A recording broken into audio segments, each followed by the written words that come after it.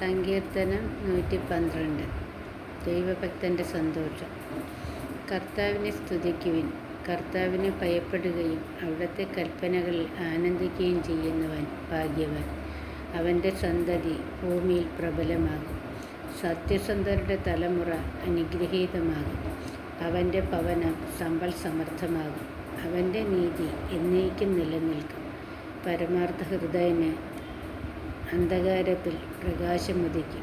അവൻ ഉദാരനും കാരുണ്യവാനും നീതിനിഷ്ഠനുമാണ്. ഉദാരമായി വായ്പ കൊടുക്കുകയും നീതിയോട് വ്യാപരിക്കുകയും ചെയ്യുന്നവന് നന്മ കൈവരും. നീതിമാന് ഒരിക്കലും ഇളക്കം തട്ടുകയില്ല. അവൻ്റെ സ്മരണ എന്നേക്കും നിലനിൽക്കും.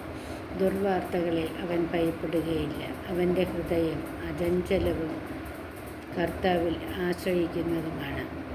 അവൻ്റെ ഹൃദയം ദൃഢതയുള്ളതായിരിക്കും. അവൻ ഭയപ്പെടുകയില്ല. അവൻ ശത്രുക്കളുടെ പരാജയം കാണും. അവൻ ദരിദ്രർക്ക് ഉദാരമായി ദാനം ചെയ്യുന്നു.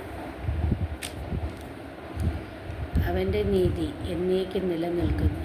അവൻ അഭിമാനത്തോടെ ശിരസ് ഉയർത്തി നിൽക്കും. ആമേൻ.